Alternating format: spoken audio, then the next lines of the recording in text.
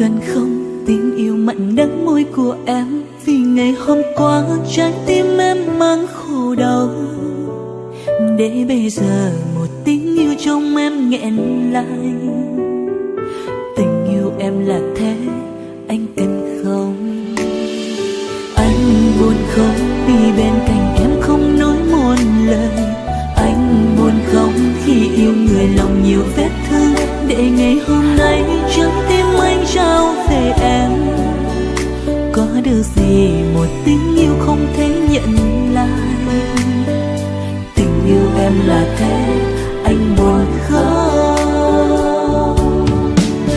Cuộc tình ngày mai có sóng gió anh sợ không?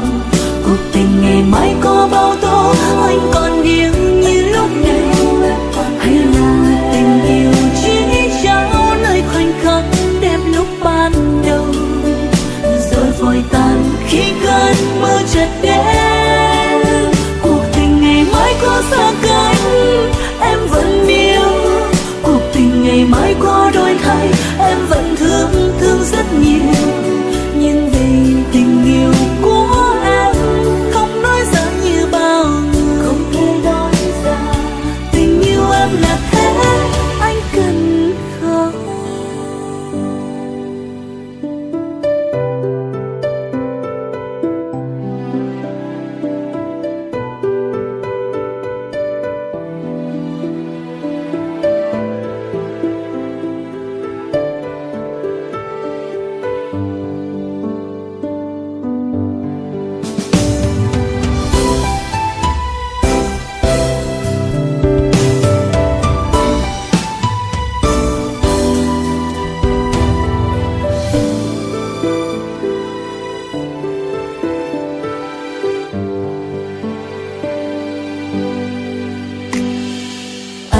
Buồn không vì bên cạnh em không nói một lời.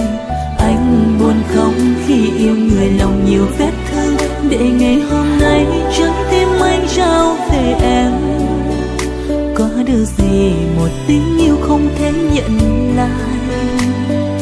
Tình yêu em là thế, anh buồn không? Anh có buồn không? Cuộc tình ngày mai có sóng gió anh sợ không? Cuộc tình ngày mai có bao tố anh còn yêu như lúc này?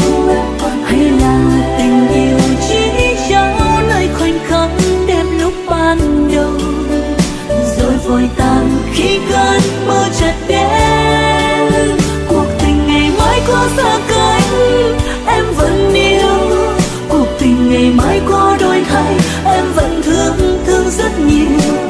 Nhưng vì tình yêu của em không nói ra như bao người, không thể nói ra.